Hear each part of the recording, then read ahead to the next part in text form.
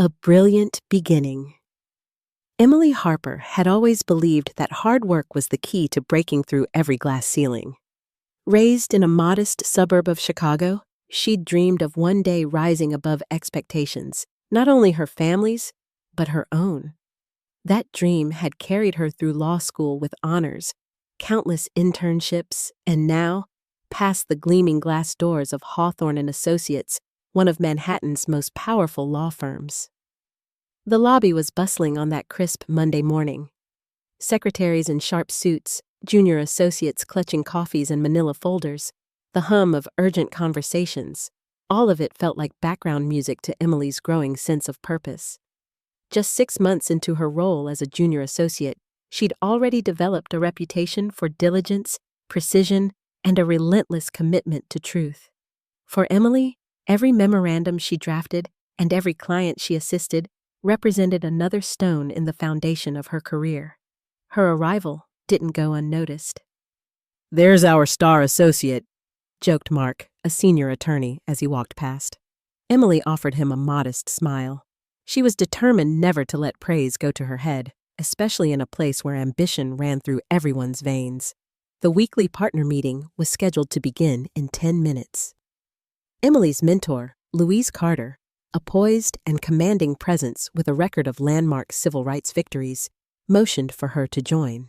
Louise had taken Emily under her wing, guiding her not just in professional skills, but in navigating office politics that sometimes seemed as complex as the cases themselves. Louise introduced Emily to several partners, subtly hinting at her recent contributions to a high-profile pro bono case.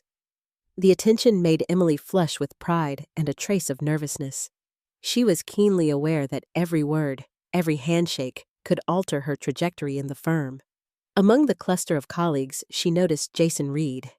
He was another young attorney, ambitious and intensely competitive, known for his charm as well as his sharp elbows. Jason greeted her with a polite but guarded smile, behind which Emily sensed both rivalry and a grudging respect. As the meeting commenced, the partners made an unexpected announcement. The firm had landed a once-in-a-decade corporate lawsuit, a case that was already attracting citywide attention. The stakes would be enormous, the workload punishing, the legal tactics scrutinized by the media and legal community alike. All associates would have a chance to apply for the core litigation team. Louise, with a knowing glance at Emily, offered a word of encouragement. "Opportunities like this don't come twice. Show them who you are." After the meeting, Emily returned to her glass-walled office on the 16th floor, her thoughts racing. She called her best friend Clara, who worked in the HR department, to share the news and her jitters about competing for a position on the high-stakes team. Clara was enthusiastic, reminding Emily of how much she deserved this shot. Their friendship was steady and supportive, a vital lifeline as Emily navigated both triumph and tension at work. Afternoon light poured over case files and legal texts stacked across Emily's desk. She mapped out the qualities she would need to demonstrate: strategic thinking, composure, integrity. Already she could sense the undercurrents of competition among the associates. But a quiet resolve settled within her. No matter how difficult the environment, she would not shortcut her convictions or lose sight of the values that had brought her to this moment. By evening, after hours spent digesting background on the new lawsuit, Emily took a moment at her window overlooking the city lights. She exhaled, equal parts exhilaration and apprehension coursing through her. Dawn would bring new challenges, new choices, but tonight she allowed herself a rare moment of recognition. She had earned the right to be here, and she was ready for whatever came next. Early movements. Emily arrived at the office early the next morning, her reflection visible in the silent glass of the lobby before dawn. She stopped for a moment, straightening her blazer and steadying her breath, determined to make her mark in the days ahead. The massive corporate lawsuit, the one everyone was talking about over coffee and hurried lunches, had become the focal point of Hawthorne and Associates, and Emily knew the application window for the core litigation team opened today. Her first task was to review the preliminary dossier and begin drafting her application memo. She moved with practiced efficiency, but beneath each careful line of text, her ambition and passion burned. For Emily, this wasn't just another career step. It was an affirmation of everything she'd worked for through the long nights at law school, the thankless internships, and the constant push to be taken seriously in a world that often underestimated her. She poured herself into the research, tracing the corporation's complicated network of subsidiaries and meticulously cross-referencing regulatory filings. Her commitment didn't go unnoticed. A few associates glanced at her busy workstation with a mix of curiosity and envy. But not everyone welcomed her drive. Jason Reed, her peer and rival, watched her from across the bullpen. Behind his carefully cultivated charm, he concealed sharp competitiveness and resentment. He had always considered himself destined for advancement and quietly bristled at Emily's growing reputation. As Emily organized her materials for a team brainstorming session, Jason sidled up with a casual, almost too friendly, "Working late again, Harper? Don't burn yourself out before the real work begins." Emily smiled politely but offered nothing more. She had learned that every word exchanged with Jason was a quiet battle for power, and she refused to show vulnerability. Still, she couldn't shake a lingering unease. Rumors had circulated that Jason had friends in high places and that he wasn't above leveraging favors to get what he wanted. Team dynamics came to the fore as the associates gathered for their first strategy meeting with Louise. The tension in the room was palpable. Everyone seemed to sense the gravity of the case and the high stakes involved. Louise, as always, maintained calm authority, encouraging open discussion, but quickly cutting through idle speculation. She assigned initial research topics and clarified the expectations for the application process. Only the most thorough, strategic, and ethically sound proposals would be considered for the core team. During a coffee break afterward, Emily found herself drawn into a conversation with a small group of colleagues. Most were friendly, eager to pick her brain about her ideas or share tips on impressing the partners. But beneath the surface, camaraderie lay an undercurrent of skepticism. "You really think they'll put someone as new as us on the team?" one associate asked, eyebrows raised. Another chimed in, "It'd be a first. This place usually favors the old guard." Undeterred, Emily confided in Clara over lunch, venting her frustrations but also her determination. Clara, steadfast as always, reassured her. "They'd be stupid not to pick you. You know the work better than half the associates here, and you have integrity." Their friendship breathed confidence into Emily, helping her compartmentalize the doubts and focus on her craft. That afternoon, as she delved deeper into document review, she noticed subtle roadblocks emerging. Certain files she requested went missing or arrived late. Innocent-seeming questions from colleagues felt oddly probing. Emily quickly realized that friendly smiles could mask hidden agendas in a workplace where every opportunity was a stepping stone or an obstacle for someone else. She tightened her circle of trust, becoming more cautious as she shared her plans and findings. Still, Emily couldn't let paranoia cloud her judgment. She doubled down on collaboration where possible, asking thoughtful questions during meetings and backing up assertions with data. Louise provided occasional guidance but made a point not to play favorites, pushing Emily to earn her place on merit. Meanwhile, Jason's maneuvering grew more apparent. Subtle undermining of her suggestions in front of the team, offering up half-baked proposals merely to dominate the conversation. Other associates started taking sides, some drawn to Emily's quiet resolve, others wary of aligning with a perceived underdog.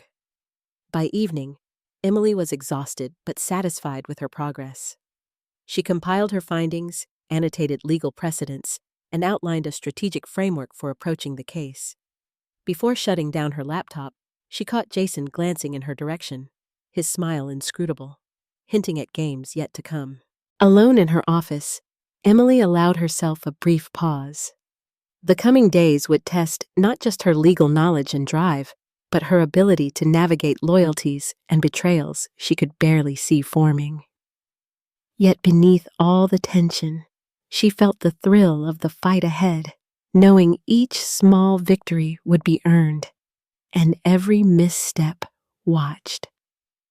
As she left the office, the city's lights flickered beneath a steel gray sky. The first movements of the battle had begun, and Emily was right in the heart of it. The unexpected crisis. The office atmosphere felt different that morning. A tense undercurrent rippled through every conversation and glance. Emily's usual routine felt off. Emails had accumulated overnight, and the partners' doors were firmly shut. The copy room was unusually busy, murmurs and hushes following her as she passed. Emily brushed it off as pretrial jitters, focusing on making final edits to her research memo for the corporate lawsuit that had become her world. Then it happened.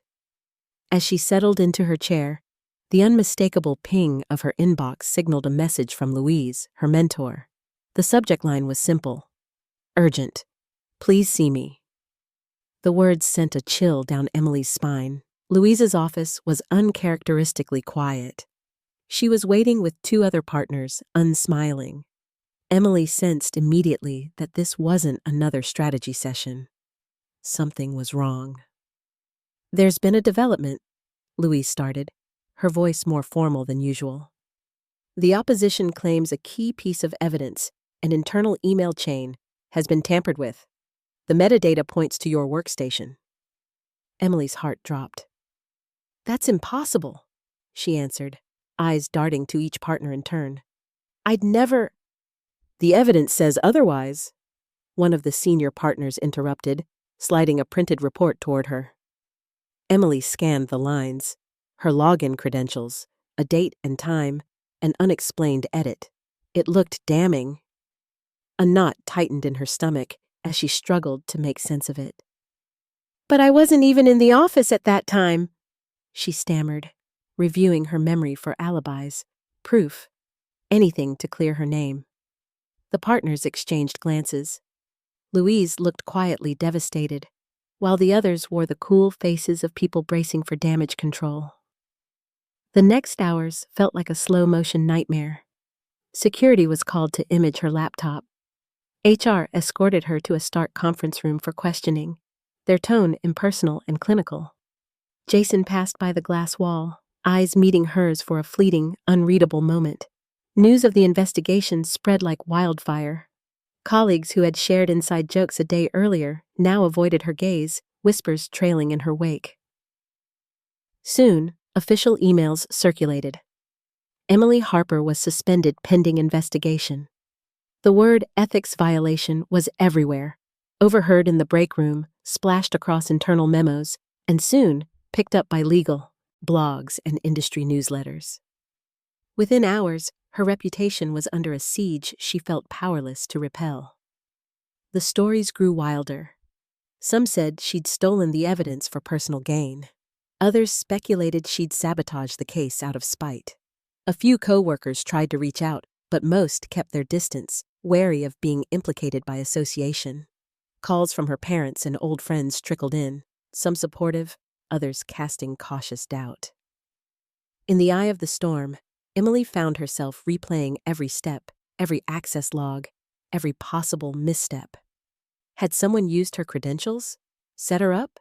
Panic warred with anger, but above all, a stabbing sense of betrayal settled in.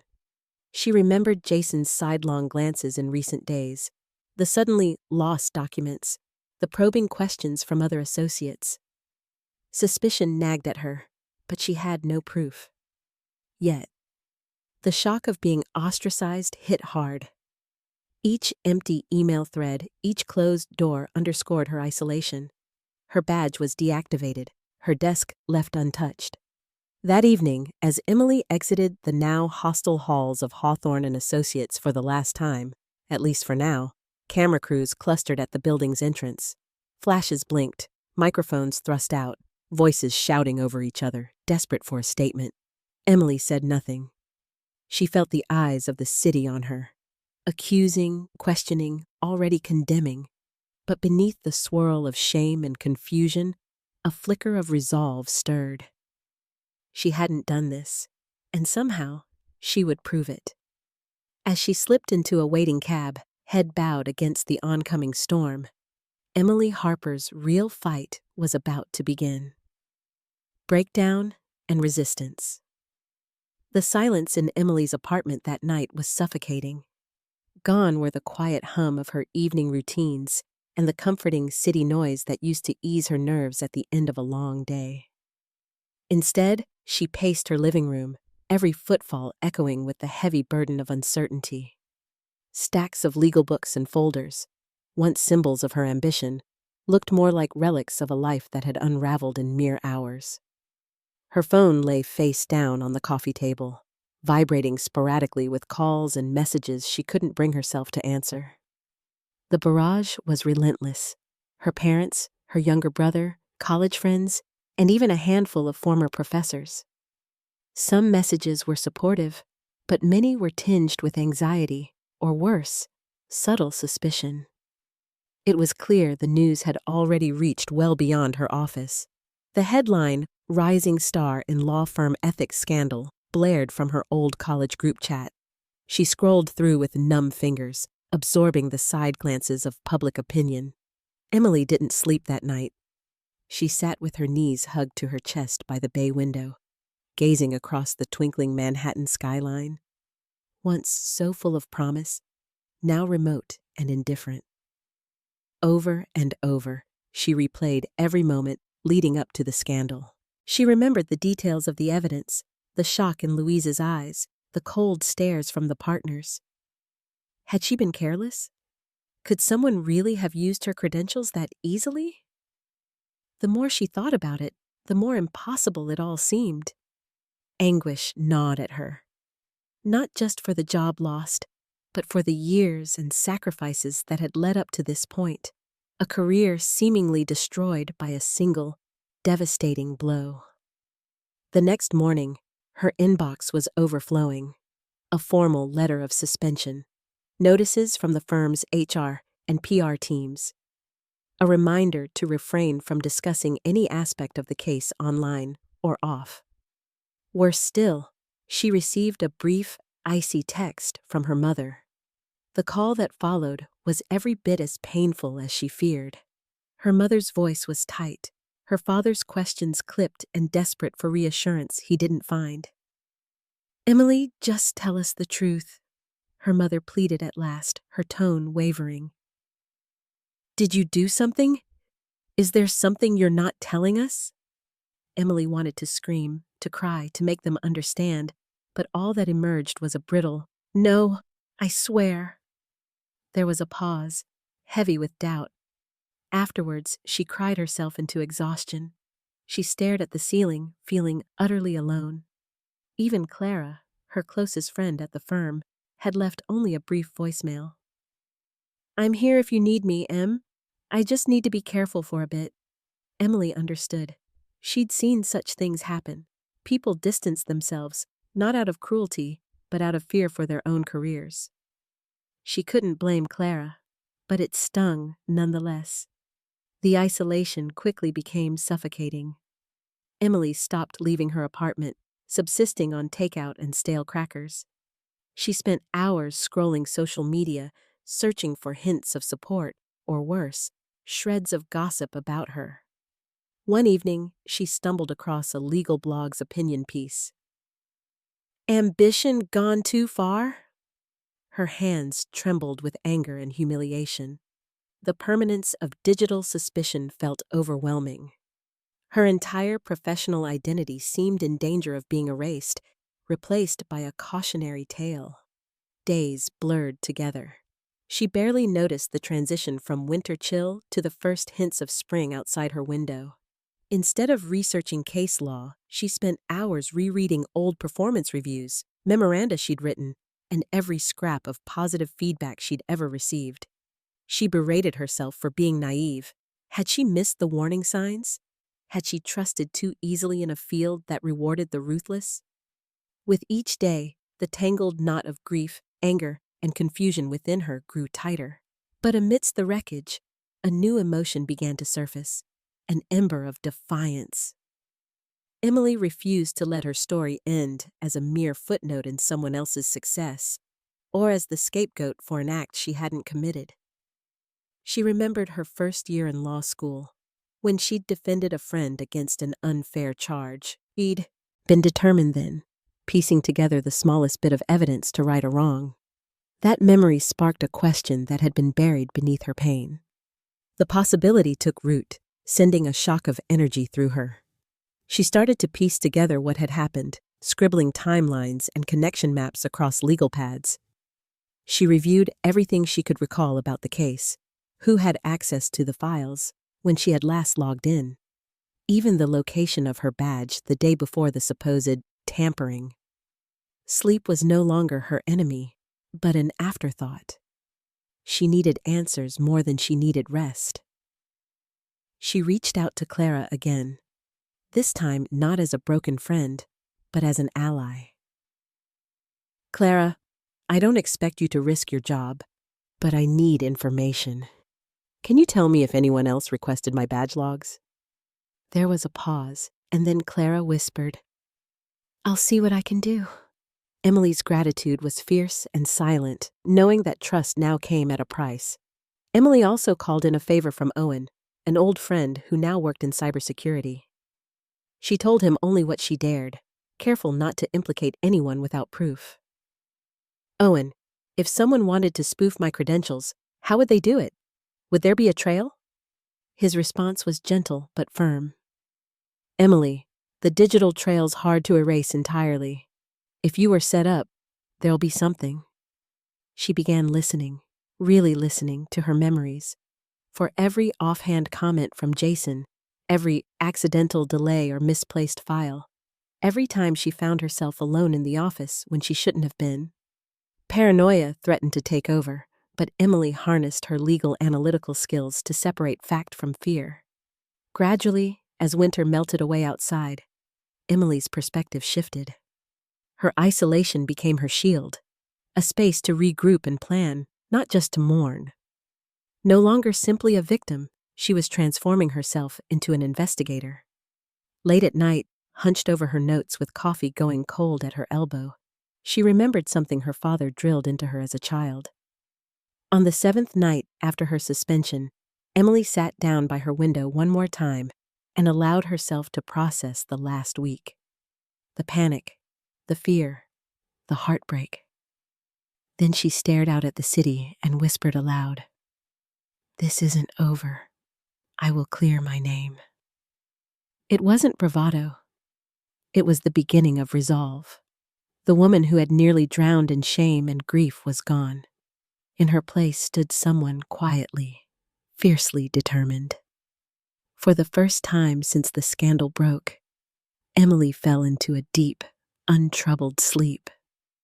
Tomorrow, she would begin her real work. Gathering evidence.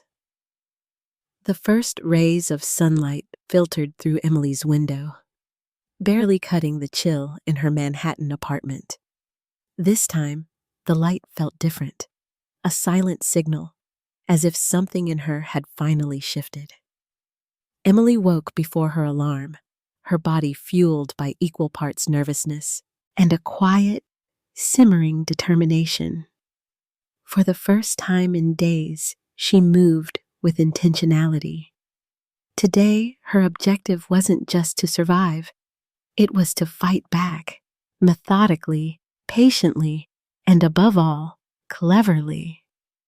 She sat at her kitchen table, spreading out legal pads, highlighted case notes, and a chaotic map of sticky notes connected by red pen lines. Her apartment had become something between a war room and a crime scene. Each document and scribble meant something, a fragment of the past weeks. Times, keycard swipes, glances from colleagues, overheard conversations, requests for case file access. But the biggest challenge was clear. Unlike in the courtroom, where facts played out in public, here she was forced to act stealthily, unraveling a hidden conspiracy, using only what resources she could claim as her own. She started by retracing her steps the night before the evidence was allegedly tampered with. Emily's memory was sharp. She recalled logging out, grabbing her purse, and debating whether to return to her desk for a forgotten scarf. If only she had gone back. Did someone shadow her movements? Wait for the gap? She paged through the building's email policy, making note of surveillance restrictions, knowing that direct access to security footage was unlikely without an insider's help. Her first call was to Owen, her old college friend now working cybersecurity for a midtown firm. She explained, carefully, the broad strokes, enough to make him curious, not so much that she risked dragging him into legal peril.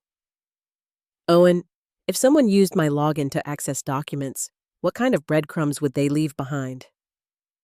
He paused, the sound of keyboard clacks in the background. There's always some trace, Em. Timing mismatches, odd IP addresses, unsecured devices. But getting those logs without admin approval will be tough. I understand. She thanked him, grateful for even that much. She scribbled digital breadcrumbs, time IP device, and underlined it 3 times. Somewhere in the cold machinery of Hawthorne and Associates network, she hoped, was a clue proving her innocence. Next, Emily reached out to Clara, a tentative text for coffee, meeting at a nondescript corner cafe far from the buzz of lawyers and gossips. Clara's face was drawn. If they find out I helped, they won't, Emily reassured, keeping her voice steady. And you don't even need to talk specifics. But someone's been accessing files under my credentials, badge logs, after-hours keycard swipes. Can you find out if anyone else on staff was in the building late that night? Clara swallowed hard. I'll try, but it can't look like a favor. Emily nodded, not daring to hope for more. Still, every bit of information counted. That afternoon, Clara sent a discreet message. The log files showed Emily's badge registered at the side exit at 8:04 p.m. She remembered leaving at 7:55. There was a silent gap in the data, almost unnoticeable unless you knew where to look. Clara suggested, without outright saying, that one of the night guards, old Mr. Bennett, might have seen something unusual. Emily's next step was slow and deliberate. She visited the building in the guise of retrieving personal belongings, pausing to chat with Bennett as he started his shift. He was friendly, always had a soft spot for polite young associates. Bit of excitement in the office lately, huh? He grumbled, scanning her visitor's pass. Emily nodded, choosing her words with care. I must have left my favorite pen behind that night, she lied lightly. Was anyone else working late? Bennett scratched his chin. There was a fire alarm test around 8. Guy from IT came through. I remember seeing him fiddling near your floor, talking to Jason Reed, I think. They seemed rushed, left together out the side a few minutes after the alarm. Jason? Emily's pulse quickened. That detail matched the timeline of the login event pinned on her. She thanked Bennett and, once out of sight, scrawled down the time and names. Patterns were forming in the fog. Research filled her evenings and mornings. She mapped out every case file she'd worked on in the past month, noting which ones Jason had also touched. Curiously, some memos she remembered drafting had been resaved at odd hours. One, a summary about the disputed email chain, had last been accessed from a network printer, something she never did herself. Emily realized she needed more than circumstantial hints. Eager but cautious, she reviewed her old texts and emails with Jason. A month before the meltdown, he'd asked about borrowing her laptop for a software update, then quickly brushed off her refusal. She revisited conversations with other associates, collecting a picture of Jason's back-channeling, hinting to others about her questionable ambition long before the scandal hit. Piece by piece, the shape of the frame-up grew clearer. She documented everything: screenshots, log files, written statements from those who'd known her habits. When she hesitated, when the effort seemed pointless, she remembered Louise's look of shock, Clara's hushed warnings, and the heavy silence from her parents. She would not let her story be written by someone else. Still, Emily knew this journey was not without personal risk. Every step put her further out on a limb. At night, anxiety stalked her. Nightmares of police at her door, headlines with her name in bold, dreams in which a faceless accuser destroyed everything she had left. But in every waking hour, conviction hardened. She was no longer the fresh-faced newcomer content to imagine justice as a distant ideal. She was living its cost in real time. Breaking through a final wave of doubt, Emily began reaching out to other possible allies. She reconnected with a paralegal, Thomas, who'd quietly left Hawthorne a month ago amid rumors of departmental restructuring. When she asked if he had ever noticed odd requests coming through from Jason or the IT staff for off-hours file access, Thomas hesitated, then confided that he'd always found Jason too eager to cover his tracks. The little victories multiplied. Clara found a gap in Jason's calendar, an unlogged late-night meeting the night the evidence was altered. Owen, following a hunch, sent a screenshot showing that the disputed email was forwarded from a device not registered to Emily, contradicting the official accusation. As the week closed, Emily's pile of evidence had grown, weighted less by the pain of betrayal and more by the hope of justice. Her apartment was still cluttered and her heart battered, but she felt something new: control. And slowly, surely, she saw the path ahead, demanding, perilous, but finally hers to walk. In the dim light of her kitchen, Emily organized her findings into a meticulous portfolio. The time for grieving was over. Now she was ready to confront the people and the system that had nearly destroyed her. Undercover confrontation. Momentum had shifted. Emily felt it in the way the city thrummed beneath her feet on her way back to the law firm, the energy of purpose finally overpowering her anxiety. But every step toward justice carried risk. She couldn't afford open accusations or reckless moves. The battle she faced now was not in the courtroom, but in the quiet corridors and hidden servers, in whispered exchanges after hours and wary glances across the glass offices of Hawthorne and Associates.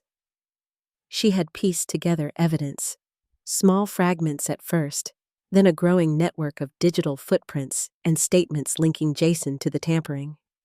Still, the pieces would be meaningless without proof of intent and a pattern of behavior. Emily knew her adversary. Jason was clever, polished, and dangerous in his ambition.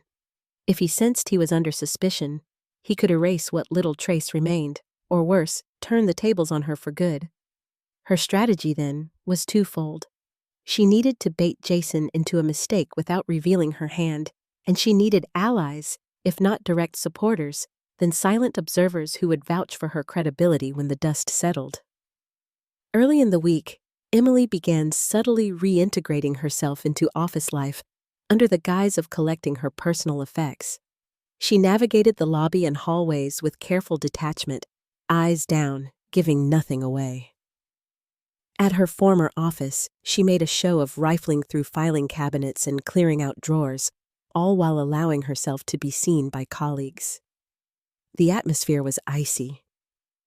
Conversations quieted as she neared, but she didn't need their approval now, only their attention. She crossed paths with Louise in the hallway, her mentor's expression guarded. Louise paused, lowering her voice.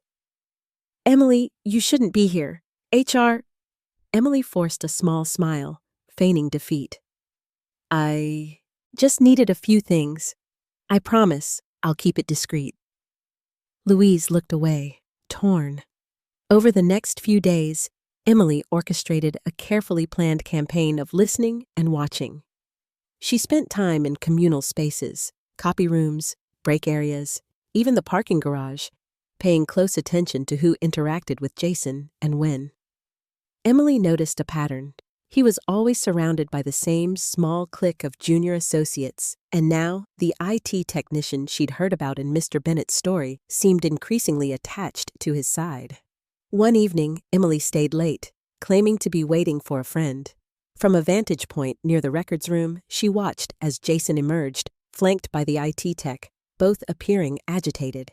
They spoke in hushed tones, glancing over their shoulders. It was a brief exchange. Papers exchanged hands, a USB drive pocketed, yet it hinted at more beneath the surface. Emily ducked back into the shadows, heart thumping. She snapped surreptitious photos with her phone, capturing timestamps. Resisting the urge to confront Jason outright, Emily instead followed the digital breadcrumbs. Working with Owen, who carefully scrambled his identity online, she monitored unusual activity on the firm's internal system. A subtle uptick in file access requests, PDF exports at odd and unknown hours, and logins from the IT tech's endpoint immediately preceding Jason's. Quietly, Emily documented it all, time-stamped screenshots, hidden camera phone images, even scraps of overheard exchanges with Jason's clique in the cafeteria. Each night, she reported her findings in code to Owen, and when she dared, to Clara, who watched the HR logs for signs that a counterattack might be brewing. But the tension inside Emily mounted. These were perilous games, and the more she probed, the more she sensed Jason's awareness. Her discoveries began to unsettle her.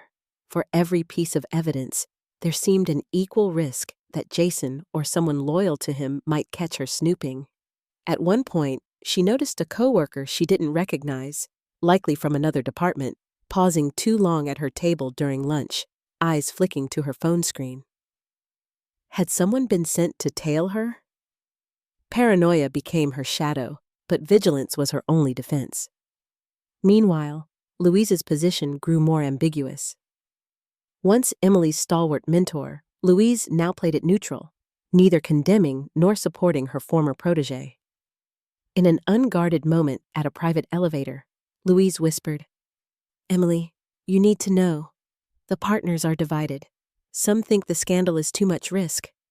Others believe there's more to this story." She paused, looking at Emily with a mix of reassurance and warning.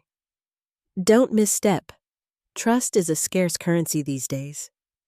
That uncertainty stung more than open hostility. Emily realized Louise was caught in the very same political maelstrom.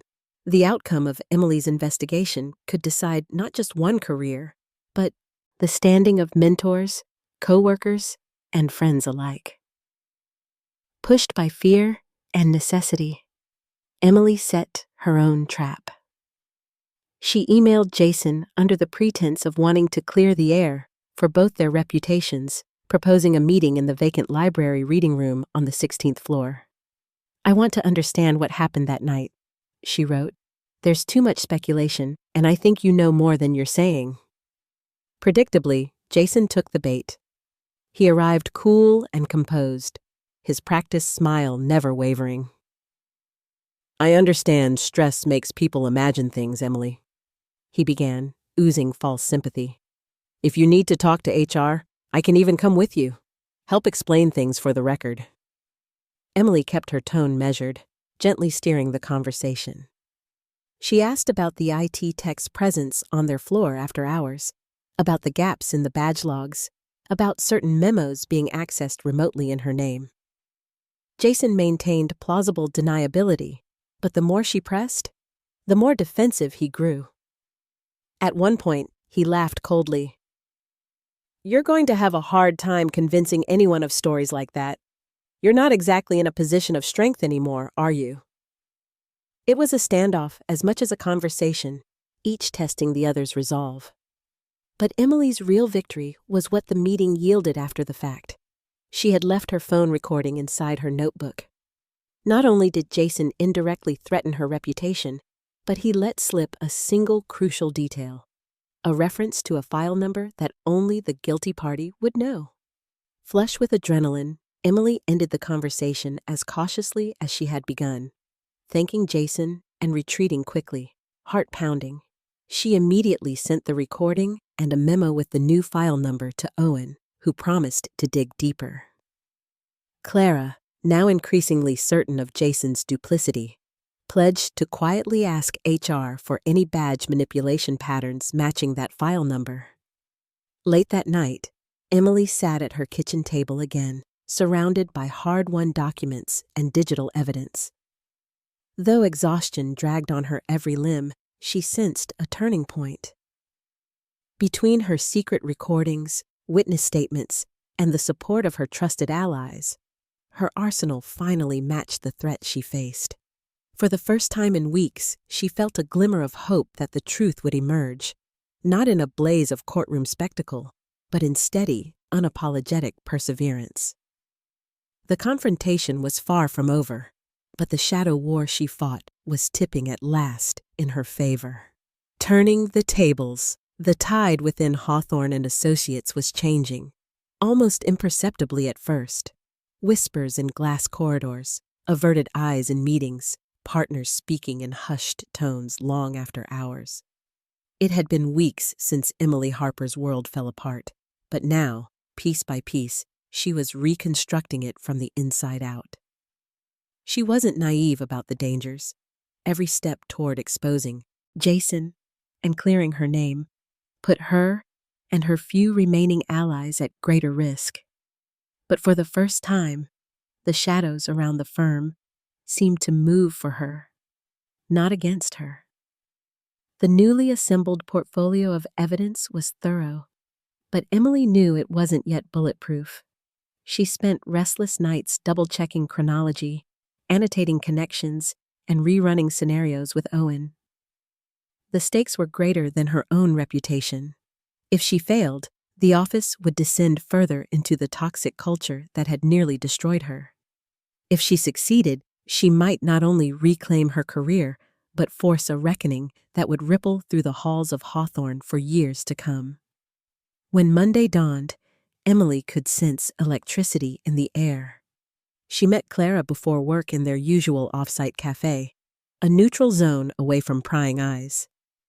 "I got word," Clara whispered, hands trembling around her coffee. "HR is running new badge audits. Your name's off most of the reports now. Jason's is popping up more than it should." Emily allowed a wry smile, her nerves tight as violin strings. "We're getting close. I can almost feel him sweating." The anticipation was laced with fear. Just as Jason had manipulated allies to turn on her, so could he manufacture new misdirections if threatened. Back in the office, Emily maintained her air of calm detachment, the role she'd perfected in previous weeks. But underneath, she orchestrated subtle moves. She accidentally left a red-inked folder in the shared kitchenette, one containing harmless but pointed notes about evidence chain protocols. Within an hour, she overheard two junior associates debating the ethical minefield of digital evidence, glancing nervously whenever Jason entered the break room. Every detail mattered. Word of a reopening of the investigation trickled through the rumor mill by lunchtime. Some partners who once ignored her now regarded Emily with watchful reserve. Even Louise, careful to maintain plausible deniability, offered occasional veiled encouragement. "Just remember, the truth has a way of resurfacing, usually when least expected." Pressure ratcheted up for Jason as well. Emily noted the subtle signs. His once effusive greetings now replaced by brittle politeness, a tendency to watch the exits when meetings adjourned, private calls taken in conference rooms instead of at his desk. His circle of confidants shrank as rumors multiplied. Emily suspected he was trying to triangulate who had betrayed him, which made Clara and even Owen more vulnerable. She warned them both to be careful, her gratitude palpable but tinged with guilt for dragging them into the fight. Jason, unwilling to rely solely on subterfuge, went on the offensive. He attempted to leak partial documents to suggest the firm's entire IT infrastructure was compromised, implying that any number of employees could be responsible for the email tampering. Emily anticipated the move, a classic act of desperation. But she countered quietly, with Owen's help, forwarding ironclad logs to the firm's security team that traced suspicious after-hours server access back to Jason's ID and the IT tech who had slipped into the building with him. This was the crack in his armor she had waited for. That afternoon, Emily received a message from Thomas, the paralegal she'd quietly reconnected with. Be careful. Heard they're thinking disciplinary hearing this week. Some people want a scapegoat, but others want real answers. The tension was a living thing now, coiling in every hallway and mirrored in each uneasy conversation. Emily decided it was time to flush Jason out. She arranged an impromptu run-in, waiting for him in the elevator lobby as he returned from a late meeting. Jason, do you ever wonder what it would be like if we both just told the truth? She asked, voice low but steady. He stiffened but covered it with a forced laugh. I don't know what you've heard, but you might want to rethink acting like some kind of crusader. People at the top don't like surprises. Neither do I, Emily replied, eyes locking with his. But what I hate even more is losing to someone who can't fight fair. So, before this goes any further, ask yourself, are you sure you covered all your tracks? She stepped away, leaving Jason frozen, the elevator doors closing between them. The next day, HR announced a closed-door disciplinary review. For the first time, Emily was told to bring any supporting materials. She arrived early, documents meticulously arranged, shoulders squared despite the nervous tremor in her hands. Louise saw her waiting in the corridor and briefly rested a hand on Emily's arm, a silent but unmistakable sign of solidarity. Inside the hearing room, the air was thick with anticipation and the barely concealed anxiety of a brewing storm. The panel, 2 partners, HR, and the firm's head of IT, asked Emily to walk them through her bundle of findings. Badge logs, server access records, corroborating witness accounts, and the recording of Jason's not-so-veiled threats. Each fact built on the last, forming a lattice that closed tight around the web of deception. Jason, summoned to present his side, wore an exterior of calm but tapped his pen on the table in nervous staccato. When asked about his late-night activity, his answers were measured, too practiced. Emily watched as doubt flickered in the panel's eyes. Then Owen's digital forensics arrived via secure email, confirming that Jason's credentials, and not Emily's, had accessed the critical files during the window in question. The IT tech's confession, quietly submitted to HR earlier that morning in exchange for limited immunity, sealed the case. The weight of accumulated lies finally overtook Jason's composure. His voice wavered, defiance replaced by desperate rationalization. As word began spreading, colleagues' conversations shifted to shock and reluctant admiration. Emily found herself the reluctant center of attention, not from scandal, but for single-handedly standing against a corrupted system. Clara hugged her tightly outside the hearing room, eyes shining with relief and pride. Louise offered a rare, heartfelt smile. You did it, Emily. Not just for yourself, but for every person who's ever been cornered by this place. But Emily felt only exhaustion, a deep, bone-weary ache that mingled with fierce satisfaction. She knew there would be fallout in the days to come. Friendships might remain strained, and trust would take years to rebuild for some. Still, the burdens of suspicion and shame were lightened, and the first rays of hope slipped in through the cracks. As dusk settled over Manhattan, Emily stood by the office windows, watching city lights blink awake below. The game board had been flipped, the pieces rearranged. Whatever happened next, she had reclaimed her agency, and that was more powerful than any concrete victory. The truth revealed. By midweek, word of the disciplinary hearing at Hawthorne and Associates had leaked beyond office walls. Gossip traveled quickly in Manhattan's legal circles. A high-stakes lawsuit, allegations of evidence tampering, and a supposed prodigy at the eye of the storm. Yet now, a new current ran beneath the rumor mill. Emily Harper was back, not to grovel or vanish, but to fight. The pivotal moment arrived with barely a warning. That morning, the conference room on the 21st floor, usually reserved for client pitches, was packed with more partners than Emily had ever seen assembled. Stiffly suited senior staff, whispered conversations by the coffee station, even a handful of curious junior associates pressed close to the glass. Beyond the main table, a handful of outside observers, representatives from the opposing counsel and, for the first time, a legal ethics officer, waited in silence.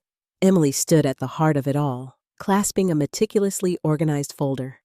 Her hands trembled only slightly as she arranged her materials. Server logs, badge access records, screenshots, calendar exports, and, crucially, a transcript of her covert conversation with Jason, corroborated by digital forensics. This wasn't just about exoneration anymore. It was about restoring honor to her name, and maybe even Hawthorne's. The proceedings began with the firm's managing partner, who'd watched the saga unfold from a wary distance.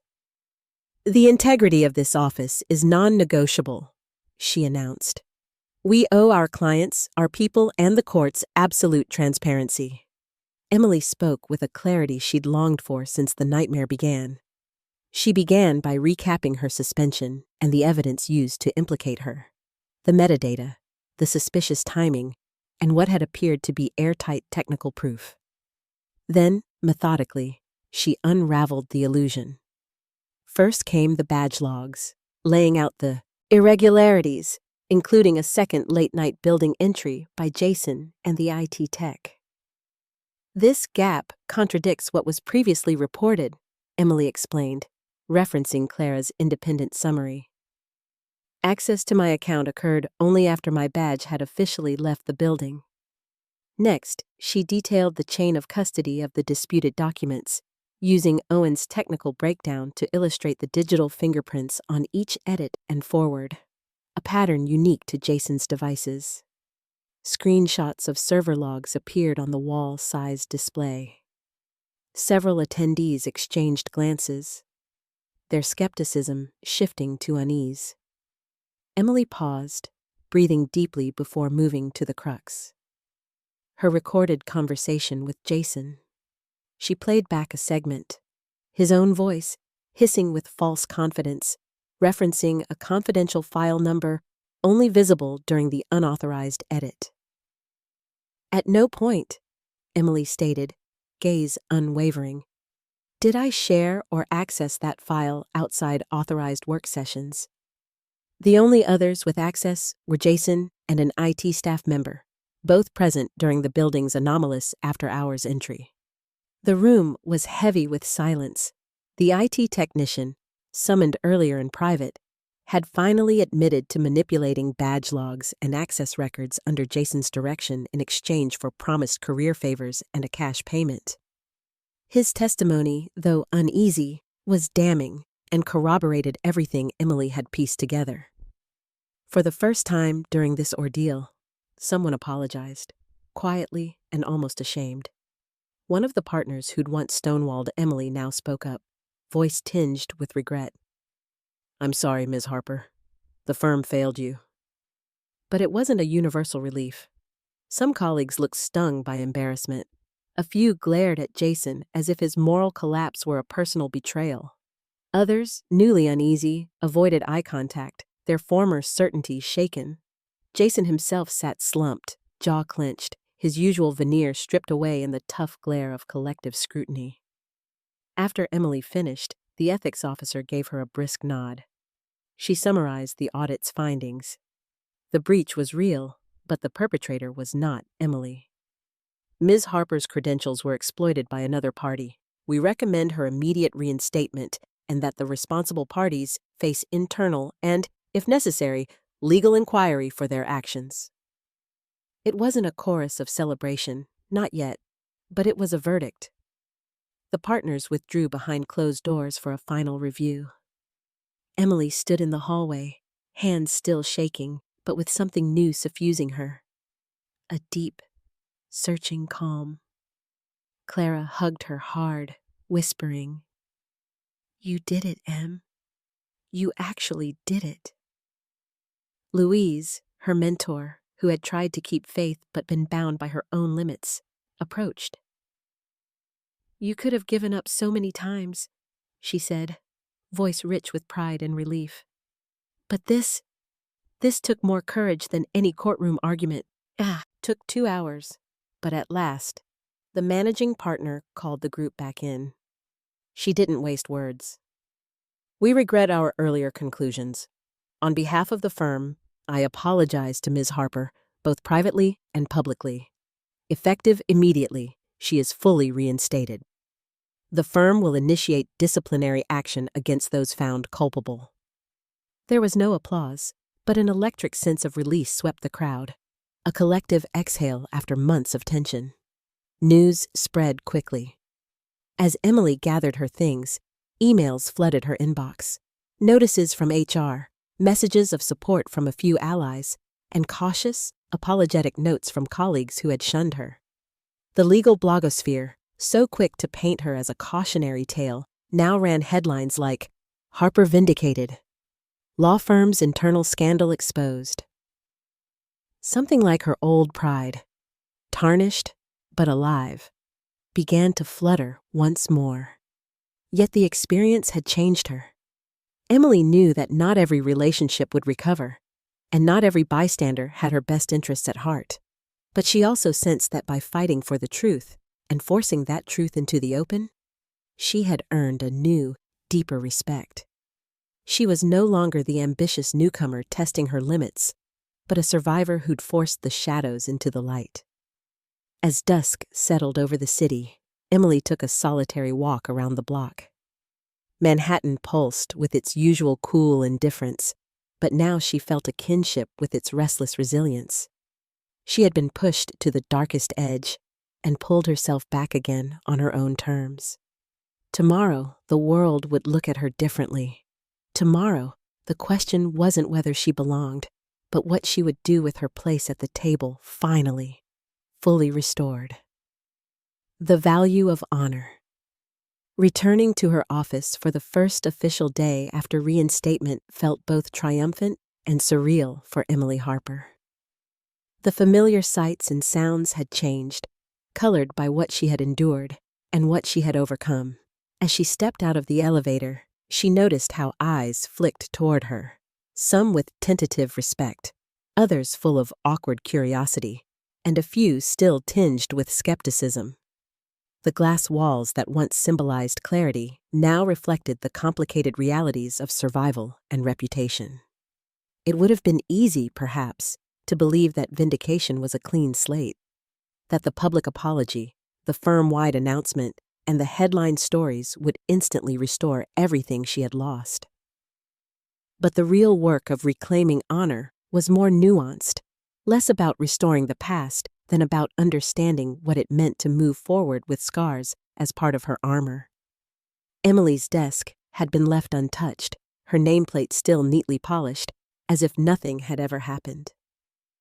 Yet as she opened her emails and sorted through files, the physical remnants of her ordeal, the yellowed HR notices, the stack of support letters from current and former clients, served as a quiet reminder. For all the gestures of support that now poured in, there were others she would never win back.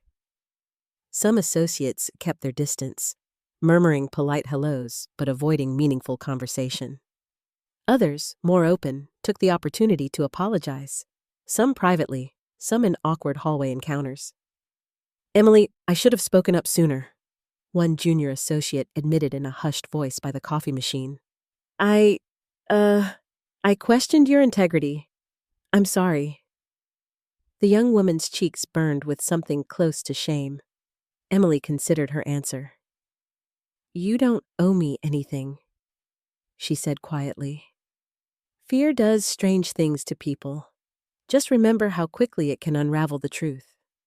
The firm, for all its outward support, operated in a state of uneasy recalibration. Committees were formed to review data security policies, new workshops were scheduled on ethical conduct and digital evidence, and whispers about impending disciplinary action circulated on every floor. Emily, still at the center of it all, sometimes felt more mascot than member, a cautionary tale turned improbable survivor. It was exhausting, But somehow she found herself caring less about second-guessing every glance and more about what came next. She met with Louise, her mentor, in the privacy of a sunlit conference room. Louise's face, always so composed, at last showed lines of relief and honest affection. "Are you ready to get back to work? Or do you need more time?" Louise asked. Emily shook her head. "I need purpose again. And I need to set the record straight. Not just for me, but so this doesn't happen to someone else. We both know there are people watching, waiting to see who I become after all of this." Louise smiled. "Whatever you choose, Emily, you'll do it with a kind of credibility you never could have earned without hardship. I believe that."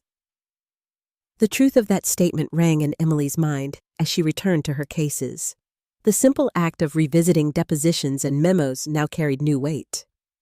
Where once she had been driven by an almost blind ambition, billable hours, partner-track performance metrics, a hunger to outshine, she could not help but see things differently. She questioned not just how to win, but what justice really meant. Was it enough for a verdict to favor her client? Or did true advocacy mean seeing the person behind the problem, the system behind the person? As days passed, allies and even former doubters began gravitating toward her, not always to offer apologies, sometimes just to seek her thoughts on difficult ethical choices or ambiguous gray areas within other cases. Her ordeal, it seemed, had made her the firm's unofficial expert on resilience. Clara, ever loyal, provided regular reality checks. "You know, people are calling you the conscience upstairs. Some say it with awe. Others say it like it's a warning." Emily grinned, grateful for the lightness Clara brought back into her life. Maybe that's not such a bad reputation to have in this place. Clients were another matter. Some wrote congratulatory notes or asked for her directly, referencing the headlines and commending her integrity. Others, still wary of scandal, quietly shifted their business to other partners, risk aversion winning out, even against proof. At first, these small professional wounds hurt more than Emily wanted to admit. She was forced to reckon with the unpredictable, sometimes transactional nature of trust. At home, her relationships also shifted. Her parents, after so many anxious months, greeted her with relief but also new respect, no longer treating her as their fragile daughter, but as someone who had earned her place in the world through grit, not just talent.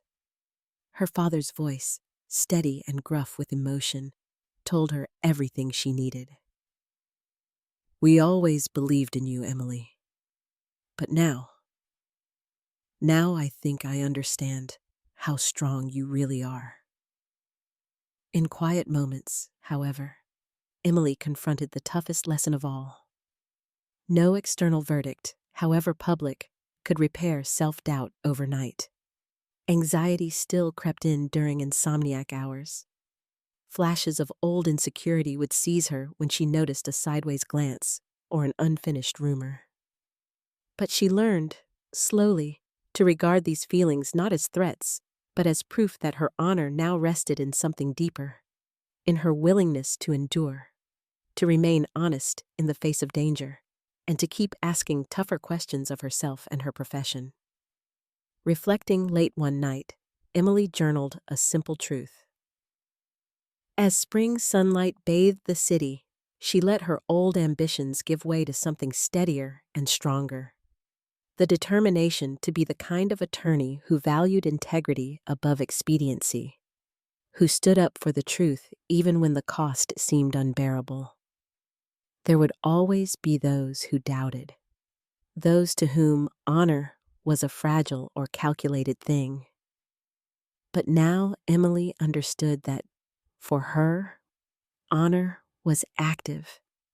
It lived in every difficult conversation, every risky choice, every refusal to betray herself for approval or reward.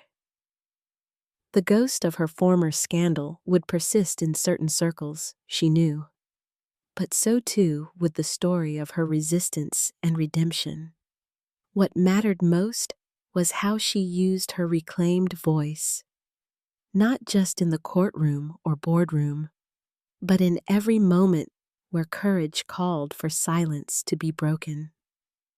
Moving forward, Emily resolved to use her hard-won clarity to both protect herself and help others. There had to be more meaning in success than a title, a salary, or yet another glass ceiling shattered. True honor, she now believed, was the legacy you left in the hearts and minds of those who watched you stand your ground, no matter the odds. And that, she realized with steady conviction, was worth all the battles and scars. A new beginning. It was strange how normal spring mornings could feel, even as Emily Harper's world stood on the threshold of something so unfamiliar. Just a few weeks after her return to Hawthorne and Associates, the city outside had softened.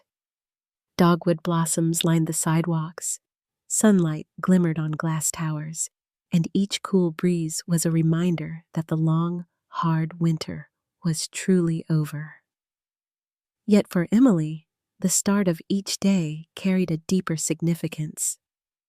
She had survived the kind of trial she'd always associated with someone else's cautionary tale, a lesson for ambitious newcomers, a warning delivered in whispered tones at bar association dinners. But she was no longer the new girl or the office prodigy under glass. She had become, in the eyes of many, something both more and less, marked by scandal, yet also admired for her resolve. And in that space, between loss and renewal, Emily found the outlines of a new self beginning to emerge. The world that greeted her each morning reflected both her journey and her uncertainty. There were days when a passing associate would give her a nod of genuine respect, when partners asked for her perspective on thorny ethical dilemmas or praised her diligence in client meetings. But there were also the office politics, undiminished by time. Glances that lingered too long, allies who kept their distance, reminders that trust was hard-won and easily frayed. Emily responded by pouring herself into the work. Lawsuits and contract reviews, pro bono consultations and committee meetings, every task became a statement, not of innocence, but of the principles she intended to carry forward. As her caseload grew, so did the requests for her involvement in firm-wide initiatives, reforms to evidence handling, a new mentorship circle for junior associates, and workshops on professional resilience. But the landscape was shifting in subtler ways, too. Some evenings, Emily would sit at her office window long after dusk, gazing out over the restless Manhattan skyline. The city's pulse, once a backdrop for her ambition, was now a call to something greater. She caught herself thinking about all those who had watched her fight for the truth. Her parents, her mentors, the friends who had risked their own standing to help. And she wondered, was mere vindication her end goal? Or was there a chance, maybe just a slim one, to take what she'd learned and build something better? One night, she met Clara at their favorite old diner, the one with cracked red leather booths and a jukebox that still played Springsteen for a quarter. Clara, who had never truly wavered, pushed a mug of black coffee across the table and asked quietly, "So, what's next? Are you going to stay?" Emily hesitated, twirling her spoon between her fingers. "I don't know. Part of me wants the sense of normalcy, like I should prove this place can't get rid of me so easily." She paused, searching for the truth beneath her own words. "But another part wonders what it would mean to start something on my own terms. A place that puts integrity, transparency, and mentorship above backroom deals and silent rivalries." Clara smiled, her eyes bright with a mixture of pride and worry. "You could do it, Em. People would follow you. I might even follow you." It was a small moment, but it changed the shape of Emily's thoughts in the weeks that followed. She began to notice patterns she'd once ignored. Junior lawyers quietly approaching her for advice about office politics, paralegals asking her to review institutional procedures, even clients commenting on the fresh start energy in her meetings. The idea of building something new, while daunting, pulsed insistently at the back of her mind, and so Emily started to take small, private steps. She drafted and redrafted a business plan for a law practice focused on ethics-driven advocacy, workplace reform, and supporting whistleblowers. She reached out to old professors, former internship supervisors, and even rival attorneys, gathering insight on everything from startup capital to building a mission-driven client base. At Hawthorne, her departure was met with a complicated mix of support and apprehension. Louise, her longtime mentor, arranged a quiet lunch away from the office's glass walls. "I won't pretend this isn't bittersweet," Louise admitted, her tone both warm and wistful. "You've changed the way we talk about integrity around here, but I know standing still isn't in your nature. If you're building something new, make it count. Build it for the people who need a champion when the world turns its back." Not all responses were as gracious. A few partners looked askance, unconvinced she was ready to compete at their level. Some whispered that no one ever truly escaped the gravitational pull of a firm like Hawthorne. Others watched with silent calculation, their loyalty only ever as deep as the next quarter's billings. Emily understood those dynamics now, and refused to let them define her. In her final days, she made a point of having honest conversations with those who mattered. She thanked HR for their reluctant but necessary due process, encouraged Clara and Thomas to keep asking difficult questions, and reassured her parents that this leap was not an act of desperation, but of hope. Her last day at Hawthorne and Associates was both unceremonious and profound. She gathered her things in quiet, pausing by the window one last time. The skyline blinked with possibility. As she reached the building's lobby, she met the gaze of the new generation of associates, their expressions lined with curiosity, admiration, and perhaps the beginnings of their own resistance. Stepping out into the late afternoon sunlight, Emily felt the thrum of New York all around her, not as an adversary, but as a landscape of opportunity. She knew that honor wasn't a trophy or the absence of scars. It was a living, breathing commitment to act, again and again, for what she believed was right. The months that followed were challenging and invigorating, full of unanticipated obstacles and wins, both quiet and significant. She built her practice with care, hiring not just for talent, but for empathy, passion, and an appetite for reform. Lawsuits came and went, but the real victories were subtler. The young attorney she mentored daring to speak up, the paralegal who became a client advocate, the family who found justice after years of being unheard. Emily returned often to the words her father spoke in those uncertain nights. Sometimes, surviving with honor is the victory. What you build after is your legacy.